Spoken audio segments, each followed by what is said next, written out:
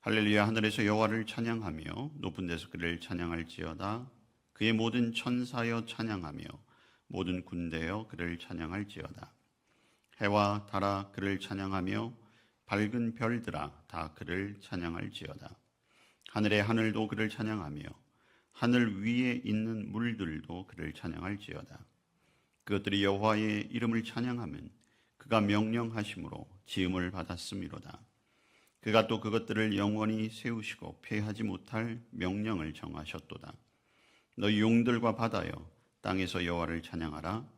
불과 우박과 눈과 안개와 그의 말씀을 따르는 광풍이여 산들과 모든 작은 산과 과수와 모든 백향목이며 짐승과 모든 가축과 기는 것과 나는 새며 세상의 왕들과 모든 백성들과 고관들과 땅의 모든 재판관들이며 총각과 처녀와 노인과 아이들아 여호와의 이름을 찬양할지어다. 그의 이름이 홀로 높으시며 그의 영광이 땅과 하늘 위에 뛰어나심이로다. 그가 그의 백성의 뿔을 높이셨으니 그는 모든 성도 곧 그를 가까이 하는 백성 이스라엘 자손의 찬양 받으실 이시로다. 할렐루야. 아멘. 요한복음 13장 31절에서 35절입니다. 한 절씩 교독합니다. 그가 나간 후에 예수께서 이르시되 지금 인자가 영광을 받았고 하나님도 인자로 말미암아 영광을 받으셨도다.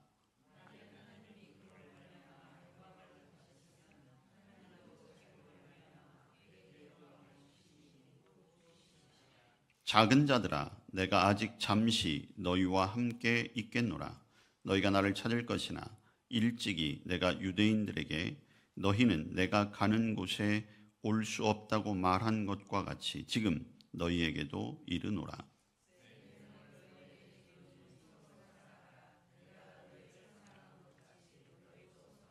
같이 합니다. 너희가 서로 사랑하면 이로써 모든 사람이 너희가 내 제자인 줄 알리라. 아멘. 하나님께서 우리에게 주신 말씀입니다. 네, 오늘은 시편 148편의 말씀과 요한복음 13장 말씀을 통해서 사랑의 새 계명이라는 제목으로 말씀의 은혜를 나누고자 합니다. 오늘 우리가 함께 읽은 요한복음 13장의 말씀은 예수님께서 괴롭고 힘들고 슬픈 상황 가운데 놓이셨음을 볼 수가 있습니다. 오늘 31절에 보면 그가 나간 후에라는 표현이 나오는데요. 이것은 예수님이 사랑하고 예수님과 함께 했던 가룟 유다가 이제 예수님이 그가 나를 배반할 것이다. 가룟 유다가 나를 팔아넘길 것이다. 라고 하는 예언 직후 그 자리를 떠나고 그 이후에 이제 11 제자들에게 말씀하시던 때를 말하고 있어요. 게다가 이 말씀이 끝난 직후에는 이제 베드로가 닭이 울기 전에 3번이나 예수님을 부인한 사건이 이어지게 됩니다. 이 모든 것을 예수님은 알고 계셨죠. 그랬기 때문에 이미 자신을 팔아넘길 것을 결정한 가룟 유다의 모습, 그리고 곧이어 자신을 알지 못한다고 부인할 것, 그것을 알고 계신 그런 예수님, 가장 괴로운 날 밤 이 말씀을 주고 있어요. 자, 그런데 31절과 32절 말씀을 보면 가장 괴롭고 힘들고 어려운 그 밤에 예수님께서는 영광이라는 말을 4번에 걸쳐서 말씀하고 있습니다. 지금 당하고 있는 어찌 보면 예수님으로서는 수모라고 할 수도 있고 그리고 외로움이라고도 할 수 있을 텐데요. 오늘 예수님은 그 상황을 영광을 받았다라는 표현을 쓰고 계세요. 그리고 본인만 영광을 받은 것이 아니라 본인의 영광이 곧 하나님께도 영광이 됩니다. 여러분, 제자에 의해서 이제 원수들의 손에 넘겨질 것이고 가장 믿었던 제자가 배신을 하고 부인을 할 상황이 영광스럽다라고 표현을 할 수 있을까요? 우리가 흔히 영광이라고 한다면 무언가 칭송을 받고 높임을 받고 환호 가운데 놓이는 것을 영광이라는 단어로 표현할 수가 있겠지요. 아마도 많은 제자들 그리고 예수님을 따랐던 사람들은 그 영광의 모습을 상상했을 것입니다. 종려주일에 예수님을 향해 환호했던 그 모습들이 바로 예수님에게서 그런 영광을 보기를 원했던 것이지요. 그러나 오늘 믿었던 제자들에게 배신과 부인을 당하는 그 순간, 이때 영광을 말씀하시는 이 예수님의 말씀은 가장 모순적이라고 할 수 있는 것이지요. 그렇다라고 한다면 예수님이 말씀하신 영광이 과연 어떤 것일까? 여러분, 예수님이 누릴 수 있는 영광은 한 가지입니다. 바로 십자가의 죽음이죠. 죽음이 어떻게 영광이 될 수 있을까요? 예수님이 죽으셨기 때문에 부활하실 수 있는 것이죠. 그리고 주님의 그 죽음과 부활은 하나님의 완벽한 계획이기 때문에 예수님이 죽음과 부활로 당하신 그 영광은 곧 하나님의 영광이 되는 것입니다. 그렇기 때문에 오늘 31절과 32절에서 예수님께서 하신 말씀은 전혀 모순적인 것도 아니요, 틀린 말도 아니죠. 이제 제자들로부터 팔림을 당하고 제자들로부터 배신을 당하는 이 모든 것 역시 하나님께서 계획해 놓으신 것이고, 그렇기 때문에 그것은 곧 하나님의 구원의 계획이 이루어져 가고 있음을 확신하는 것이고, 그래서 비록 인간적으로 볼 때는 가장 큰 수치와 배신과 배반의 밤이지만, 그러나 하나님의 아들 독생자 예수 그리스도로서의 주님은 가장 영광스러운 날을 맞이하고 있는 것입니다. 그리고 예수님께서는 그 가장 영광스러운 날, 곧 하나님의 구원의 계획을 목전에, 그 구원의 계획의 완성을 목전에 두고 있는 바로 그때에 제자들에게 가장 중요한 선언을 하고 계시는 거지요. 오늘 바로 34절의 말씀처럼 새 계명을 주시는 것입니다. 그리고 그 새 계명은 무엇입니까? 사랑하라는 것이지요. 여러분, 요한 1서에 보면 하나님은 사랑이십니다. 하나님의 속성, 하나님의 본질을 분명하게 나타내고 있어요. 우리는 하나님을 여러 가지 것으로 표현할 수 있지요. 전지전능하신 하나님, 무소부재하신 하나님, 영원하신 하나님, 주권을 가지신 하나님. 그러나 이 모든 것을 표현한다 할지라도 사랑의 속성을 빼놓고는 하나님을 온전히 설명할 수 없습니다. 그런데 오늘 예수님께서는 사랑하라라고 하는 계명을 새 계명이라고 이렇게 표현하고 계세요. 여러분, 예수님은 물론 제자들 그리고 예수님의 말씀을 들었던 당시 유대인들은 계명이 무엇인가를 누구보다도 잘 알고 있었습니다. 출애굽기 20장에 보면 10계명이 있지요. 시내산에서 모세를 통해 하나님이 택한 백성, 이스라엘 백성들에게 주셨던 그 계명. 10계명은 모든 율법의 근원이기도 하며, 또한 그 10계명은 모든 율법 가운데도 가장 중요한 것이었어요. 그리고 당시 유대인들은 그 10계명을 지키기 위해 최선을 다했던 것이죠. 그래서 당시의 사람들은 계명하면 10계명을 떠올릴 수밖에 없어요. 그런데 오늘 예수님은 새 계명을 주고 계시는 거죠. 자, 그렇다면 예수님은 하나님의 아들로서 10개의 계명에 한 가지의 계명을 더 주시는 것일까요? 그러면 예수님은 11번째 계명을 너에게 주겠다라고 말씀하셨겠지요. 그런데 오늘 예수님은 새 계명이라고 말씀하고 있어요. 여러분, 당시 이스라엘 백성들, 하나님의 백성들이었지요. 그리고 그들은 십계명이 하나님이 우리에게 주신 것입니다 라고는 외우고 그리고 지키려고 했지만 사실 그 의미에 대해서는 정확히 몰랐던 거예요. 그래서 오늘 예수님께서는 그 십계명의 의미를 다시 말씀해 주시는 거지요. 이스라엘 백성들이 십계명을 알면서도 끊임없이 하나님 앞에 범죄했던 것은 그 십계명의 의미를 제대로 알지 못했던 것이죠. 계명이 없었던 것이 아니에요. 계명이 있었지만 제대로 깨닫지 못했던 것, 오늘 예수님께서는 이제 마지막 구원의 완성을 앞두고 그 계명의 의미를 일깨워주고 계신 것입니다. 여러분, 사랑한다라고 하는 것, 나를 사랑하는 사람, 나를 이해해 주는 사람, 나를 아는 사람을 우리는 사랑하게 되죠. 물론 전 인류애적인 사랑을 가진 분도 있어요. 나는 세상 모든 사람들을 사랑합니다. 그렇게 표현할 수도 있겠지요. 실제로도 그런 마음을 품고 살아가시는 분들도 있어요. 그래서 자신의 시간 재능, 자신의 삶을 그 인류애를 실현하는데 쓰는 분들도 분명히 있습니다. 그렇지만 우리들 대부분의 그 마음의 본성은 사실 다른 사람을 사랑하는 것을 통해서도 내가 행복하기를 구한다는 거죠.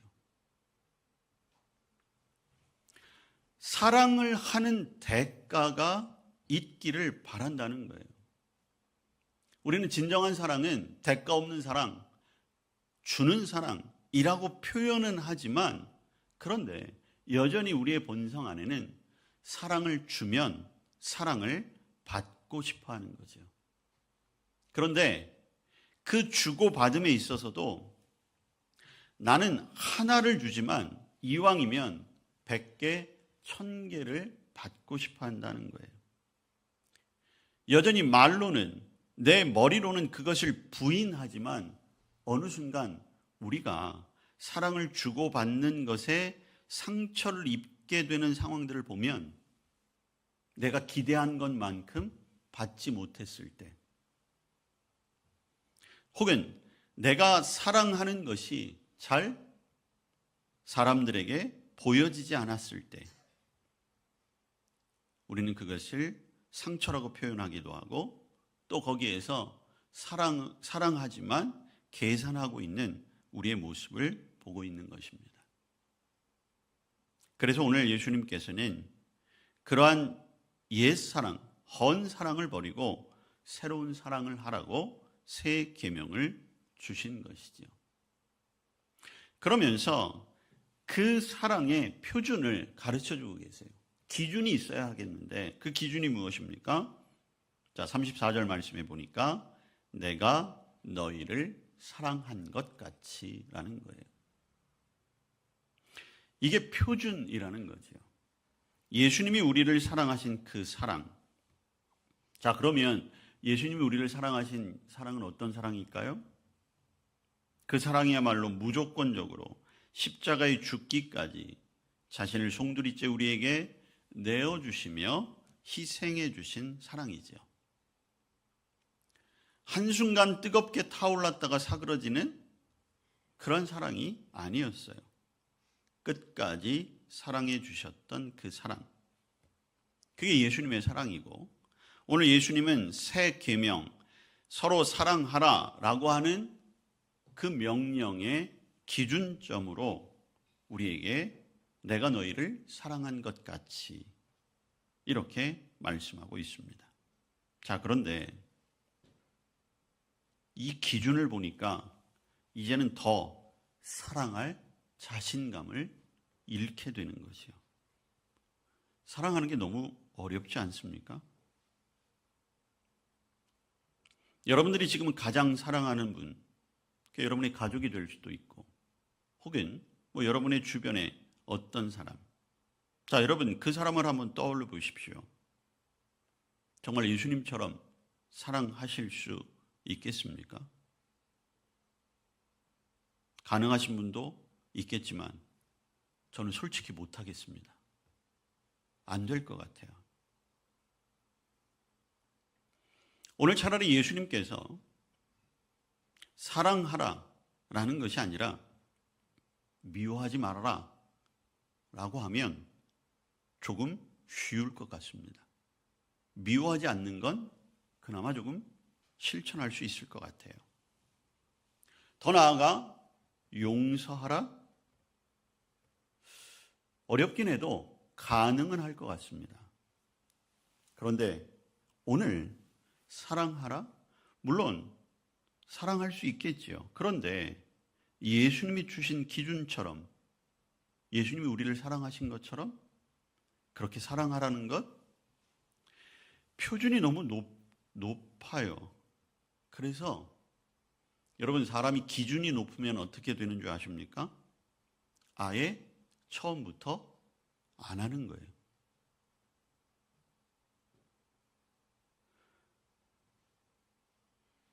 우리가 한 1km 정도는 쉬지 않고 달릴 수 있겠죠.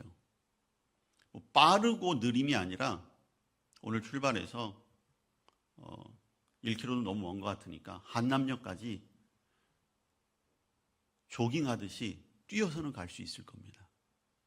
근데 만약에 여러분들에게 서울역까지 쉬지 말고 걷지도 말고 뛰어서 가십시오 라고 하면 어떻게 하겠어요? 아예 안 가고 마는 거예요. 마찬가지예요. 예수님이 우리를 사랑하신 것처럼 사랑하라? 그러다 보니까 우리는 진정한 사랑을 포기하는 거죠. 그러다 보니 그저 내면이 없고 열매가 없고 그리고 다분히 인간적인 그런 사랑을 하며 거기에 만족합니다. 그리고 이것이 정말 그리스도인으로서 사랑할 수 있는, 그리고 나는 최선을 다해 사랑하는 거야 라고 스스로 만족하는 거죠. 그런데 여러분, 오늘 예수님이 새 계명으로 주셨잖아요. 명령이라는 거거든요. 우리가 예수님을 믿는다고 하면서 그 예수님의 명령을 지키지 않는다? 그러면 여기에는 사실 심각한 문제가 있는 겁니다. 첫 번째 문제는 예수님의 기준대로 예수님을 사랑하지 않으면, 예수님을 사랑하지 않을 뿐더러 우리가 서로 사랑하지 않게 되면 예수님을 알 수 없게 된다는 거예요. 여러분, 하나님이 사랑이십니다. 우리에게 말씀하시고 하나님은 우리를 사랑하신다는 것을 어떻게 표현하셨습니까? 예수님을 통해 표현해 주셨잖아요. 우리가 아무리 성경을 열심히 읽고 연구하고 제자 훈련도 하고 봉사도 하고 전도도 하고 그렇다고 해서 정말 하나님이 원하시는 사람, 그리고 하나님이 원하는 그 사랑의 사람이 될 수 있을까? 그게 아니라는 거죠. 하나님이 정말 저와 여러분을 사랑하셨듯이, 예수님이 정말 저와 여러분을 사랑하셨듯이 그 사랑 그대로 실천해 보려고 했을 때에 우리는 진짜 주님의 모습을 발견할 수 있다는 것입니다. 여러분, 흔히 그런 말 하시잖아요. 엄마가 돼 보니까 엄마가 나를 얼마나 사랑했는지 알겠더라. 아빠가 돼 보니까 우리의 아버지가 우리의 가정을 위해 얼마나 애썼는지 그제서야 알겠더라. 마찬가지예요. 예수님의 사랑을 알기 위해서는 예수님처럼 사랑해야 거기에서 예수님을 발견할 수 있는 거죠. 예수님이 제자들을 사랑하셨던 모습, 예수님이 묵묵히 자신이 사랑하는 제자들, 예수님을 따르는 사람들을 위해 십자가를 지셨던 것, 어떤 대가도 기다리지 않았고 그저 순수하게 사랑하는 마음으로 모든 길을 가셨던 그 예수님의 삶, 우리는 그 삶을 닮아가야 하는 것입니다. 그리고 그러한 사랑이 지금 이 고통당에 신음하는 이 시대에 반드시 필요한 사랑이라는 것이요. 그런데 여러분, 그 사랑의 시작이 어디에 있습니까? 사실은 미워하지 않고 용서하는 것에서 시작됩니다. 예수님께서 십자가에 달려 죽으실 때 가장 먼저 하셨던 말씀, 주님, 저 사람들을 용서해 주십시오. 거기에는 단순한 용서가 아니라 주님, 저 사람까지도 사랑하겠습니다 라고 하는 주님의 고백이 담겨 있습니다. 저 사람만큼은 내가 절대로 사랑할 수 없습니다. 저 사람은 저의 사랑의 대상에서 제외시켜 주십시오. 그것이 아니라 내게 상처를 주고 나를 배신하고 떠난 사람이라 할지라도 주님처럼 그를 위해 기도할 수 있고 용서할 수 있는, 그래서 마음의 미움의 대상이 있고 내게 상처를 안긴 증오의 대상이 있다면, 오늘 주님께서 기준을 주시고 방법을 가르쳐 주셨잖아요. 먼저 사랑하는 게 아니에요. 미워하는 마음을 제하고 용서의 기도를 하고, 주님, 저들의 죄를 용서해 주십시오. 그리고 제게 저 사람을 사랑할 수 있는 힘을 주십시오. 그렇게 기도할 때에 그 사랑의 힘이 우리의 마음의 상처를 회복하고, 그리고 그것이 곧 사랑으로 나타나게 될 것입니다. 그래서 오늘 예수님이 뭐라고 말씀하세요? 서로 사랑하라는 것입니다. 기준뿐만 아니라 대상도 정해주셨어요. 여기에 서로는 먼저 제자들끼리를 말하지요. 지금 제자들에게 말씀하시는 거니까요. 거창하게 내 민족을 사랑하라, 인류를 사랑하라 말씀하시지 않아요.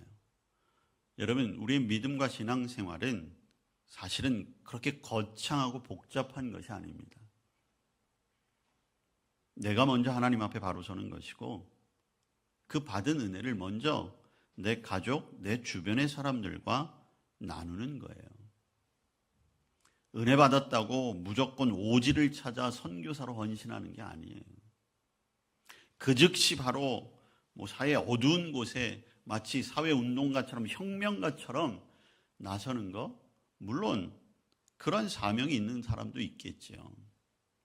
그러나 그 시작은 바로 내 주변에서부터 시작하는 것입니다. 오늘 제자들, 3년을 동고동락한 그 제자들이 먼저 사랑해야 하는 거예요. 이것은 오늘 우리에게도 마찬가지 아니겠습니까? 가까이 있는 가족들, 남편, 아내, 자녀를 사랑할 수 있어야겠죠. 거기서 조금 더 확대된다면 오늘 함께 드리고 있는 우리 옆에 있는 사랑하는 믿음의 형제 자매들, 우리 선교 속회의 사람들, 각 부서의 사람들, 오늘 함께하는 우리 한남동교회 믿음의 공동체의 사람들, 먼저 사랑하는 것입니다. 멀리 있는 사람, 알지도 못하는 사람을 마음에 두고 사랑하라, 그게 아닌 것이지요. 여러분, 우리가 성도잖아요. 서로 사랑하며 살도록 지음받은 존재. 그리고 거기에 오늘 시편 148편의 말씀을 보니까 그 모인 이들끼리 서로 사랑하며 할 것은 결국 하나님을 찬양하며 감사하는 것. 모든 존재가 할 수 있는 것은 결국 찬양과 감사, 사랑이라는 것입니다. 우리가 서로 사랑하는 것으로 예수님이 우리에게 베풀어 주신 그 사랑을 우리의 삶 속에 실천하게 되는 것입니다. 자, 그렇게 될 때 어떻게 됩니까? 35절 말씀, 내가 너희를 사랑한 것 같이 너희도 서로 사랑하라. 너희가 서로 사랑하면 이로써, 여러분, 이로써가 중요해요. 사랑하는 그것으로 모든 사람이 너희가 내 제자인 줄을 알리라.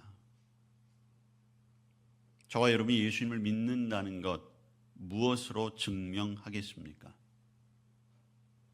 그전에는 주일날 그래도 성경책이라도 들고 다녔는데 요새는 그거 안 들고 다니잖아요. 스마트폰 들고 다니잖아요. 믿음의 증거가 될 수가 없어요. 오늘 우리의 믿음의 증거를 주님은 서로 사랑하라는 계명을 지키는 것으로 보여주라는 것입니다. 세상이 가장 필요로 하는 것, 오직 하나님의 사람만이 줄 수 있는 것 무엇일까요? 여러분, 우리가 살아가는 세상을 보세요. 자꾸만 편을 가르려고 하고 이익에 따라 나누려고 하고 계층에 따라 자기들끼리 모이려고 하고 어떻게 해서든지 불편을 주는 사람은 따로 떨어뜨려 놓으려고 하고 소위 말해서 생각이 맞지 않고 코드가 맞지 않으면 불편하니까 서로 사귀지 않으려고 하고 세상이 자꾸만 나누는 것에 익숙해졌어요. 빼는 것에 익숙해졌습니다. 그러할 때 우리 믿음의 공동체는 사랑으로 더할 수 있어야 하겠죠. 여러분, 교회가 아무리 그럴듯한 건축을 해서 공간을 만들고 편의시설을 제공하고 각종 프로그램들을 만들어서 주변 사람들에게 제공한다고 생각해 봅시다. 물론 한국교회가 60년대 이후 폭발적인 부흥을 하던 시대에 적어도 90년대까지는 세상에서 그런 것보다 앞섰어요. 공간이나 프로그램이나 그리고 세상의 어떤 문화적인 소양을 제공해 주는데 그래도 교회는 선두 그룹에 있었습니다. 근데 이제는 아니에요. 여러분, 요새는 동사무소라고 안 하잖아요. 주민센터, 행정복지센터. 주민들을 위한 편의시설이 얼마나 잘 돼 있습니까? 어려운 이들을 돕는 것, 물론 우리 교회도 마찬가지고 많은 교회들도 열심히 하고 있지만 국가를 따라갈 수가 없어요. 세상 사람들에게 주는 문화적인 혜택, 여러분 한때 교회가 건축을 하면 카페를 만들고 무슨 어린이집을 만들고 근데 요새 카페 한번 다녀보세요. 구에서 만들어 놓은 어린이집 다녀보세요. 교회는 밀릴 수밖에 없어요. 교회가 카페의 경쟁력에서 이길 수 있는 것은 단 한 가지입니다. 교인들이 자원봉사를 하기 때문에 인건비를 아낄 수 있다는 것. 그거 외에는 메리트가 없어요. 교회에서 제공되는 프로그램, 제가 한 달에 한 번씩 용산구에서 발행하는 소식지를 봐요. 매일매일 얼마나 좋은 프로그램들을 만들어 놓는지 몰라요. 교회에서 아무리 문화학교를 하고 무슨 여러 가지 활동들을 한다고 한들 한계가 있어요. 그럼 교회가 경쟁력이 있는 건 뭘까요? 하나밖에 없어요. 사랑으로 섬기는 것. 여러분, 세상 사람들이 교회를 욕하는 이유는 무엇입니까? 성도들을 싫어하는 이유는 뭐예요? 역으로 얘기하면 바라는 게 많아서 그래요. 여러분, 바라는 게 없으면 욕하지도 않습니다. 여러분, 정치인들 왜 욕하세요? 그냥 싫어서 욕하는 게 아니에요. 그래도 저 사람들이 좀 잘해야 우리나라가 잘 될까? 잘 되지 않을까라는 기대로 하는 것 아니에요? 그냥 그 사람이 무조건 싫어서 욕하는 거 아니잖아요. 마찬가지입니다.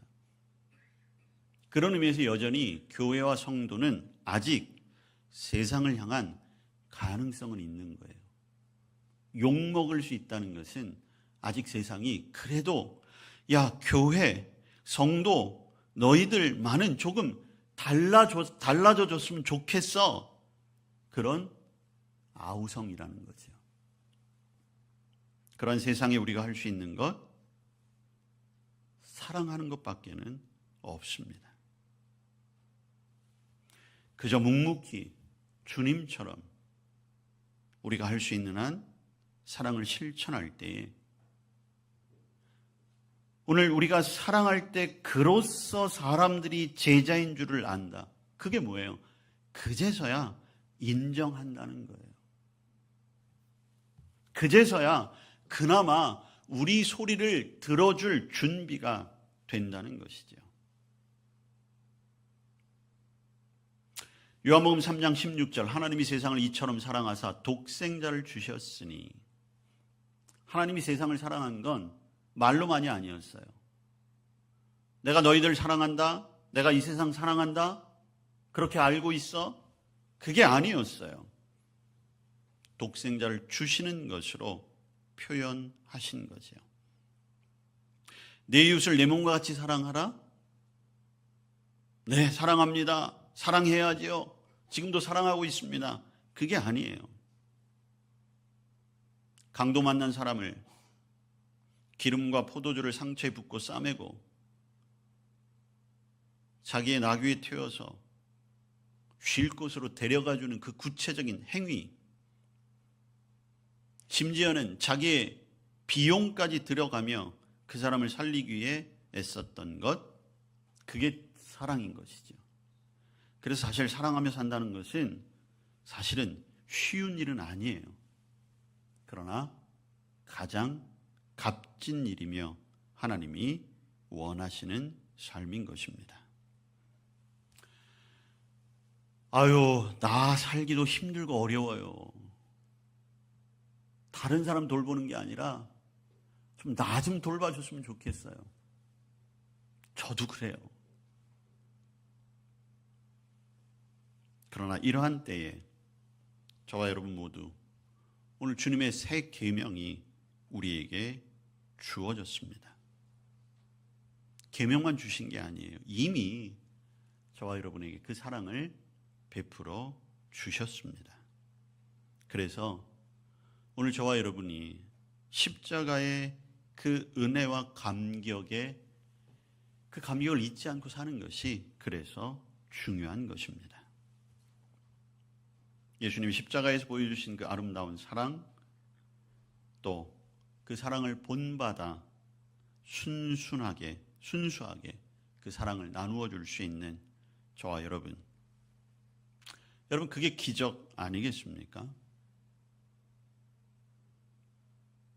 그걸 저와 여러분이 함께 우리 교회를 통해 나눌 수 있게 되기를 바랍니다. 사랑은 감수할 수 있어야 합니다. 때로는 인내할 수도 있어야 하지요. 서로 사랑하라. 그 사랑의 새 계명 순종할 수 있는 저와 여러분 될 수 있기를 바랍니다. 주님이 우리를 사랑해 주신 것과 같이 서로 사랑하기를 원합니다. 저희들 많이 연약하고 부족합니다. 그러나 미워하지 않게 하시고 용서하게 하시고 사랑하게 하옵소서. 예수님 이름으로 기도합니다. 아멘.